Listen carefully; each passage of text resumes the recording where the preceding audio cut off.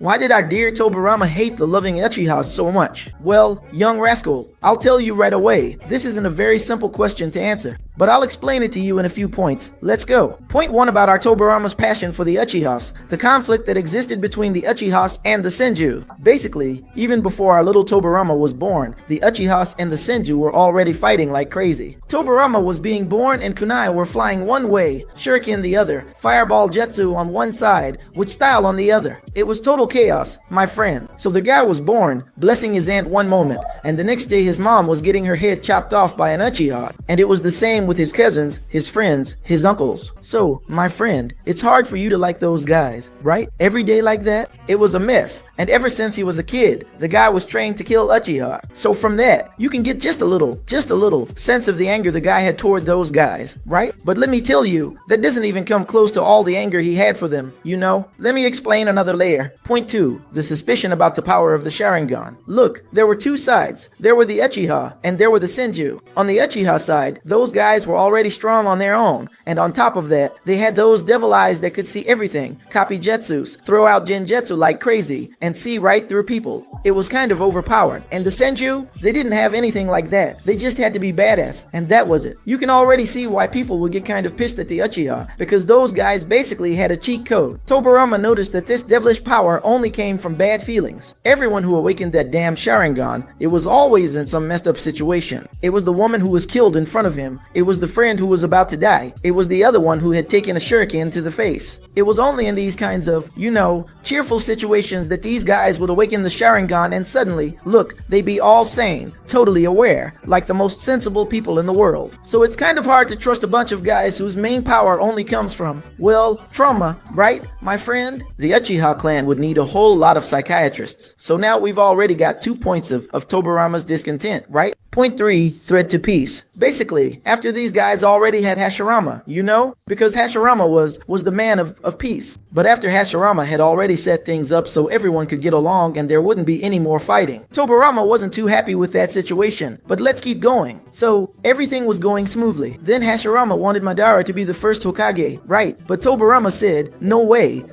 am I ever going to work for an Uchiha. So there was all that drama, his political maneuvering, and in the end, Hashirama came out on top. Hashirama ended up becoming the first Hokage. And after Hashirama became the first Hokage, none other than freaking Madara, the weakest kid among the Uchiha, tried to take over Konoha by force like 50 times. So tell me, how am I supposed to trust a guy? How was Tobirama supposed to trust a guy, a clan whose leader tried to take over the damn Leaf Village by force like 50 times? It's complicated. We've already got 3 points, but none of these 3 points, not the war that was going on, the chaos that happened every day, not the distrust of the power of the Sharingan, which wasn't some godly power, but definitely a power from the devil, and not even Madara's coup attempt. None of these were the main reasons why little Tobirama loved the Uchiha the way he did. The 4th point, this was the main reason. The childhood trauma of our dear little Tobirama. In case you didn't know, Tobirama was a kid once too, you know? But even as a kid, he was already taking out Uchiha left and right. Basically, our dear little Tobirama was very protective. The guy had 4 brothers. There was Itama Senju, Hashirama Senju, and the other one was Kawara Senju. I don't even know. This one died. I think he died way too young. There were 4 brothers, counting him, right. He was the middle one. Itama was younger than him, and Hashirama was older. But even though Hashirama was older than him, the guy still protected both of them. If his dad was about to hit Hashirama for talking nonsense, he'd step in and the dad would stop, because Tobirama was tough. The guy had presence. He'd get in between his older brother to protect both of them. The guy was as wild as Jiraiya, at least when it came to his brothers, right? He protected the whole clan.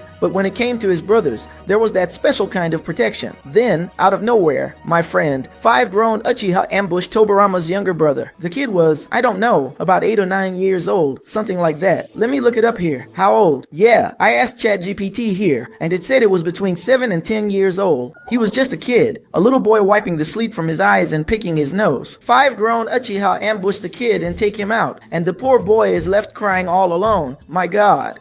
The goats tear. You see the OO pumpkin juice dripping down the wall when poor OO Hashirama arrives.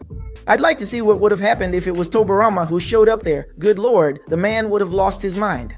And that's where it all starts, my friend, from the death of his younger brother, when those 5 grown Uchiha killed the kid all by himself. That's mainly where all the love and affection our Tobirama has for the Uchiha comes from. And of course, it was war and all, but everyone knows that even in war there are limits. And those guys, my friend, they really crossed the line, didn't they? It's tough, you know? So I've got to admit, I can't help but give our buddy Tobirama a little bit of credit here. And after that, of course, our friend Tobirama, being the Uchiha fan that he was, if you think about it, he might have been the biggest Uchiha executioner in history, you know? I don't think he beats Itachi, though, in terms of the number of Uchihas he killed. Maybe Itachi is first, Obito is second here, since he helped with that. I don't know. I'm not sure if Obito actually beats him, but Tobirama wasn't the first. Maybe he killed more than Itachi. He's at least third place, you know? Because the guy really went all out Uchiha during the war. He was serious about it. It wasn't a joke. And he was one of the few who killed Uchihas that weren't just background characters, you know? Because back in the war and when Itachi's Uchiha clan was around, there were a lot of background Uchihas too. It wasn't just the main Uchihas like the ones we know.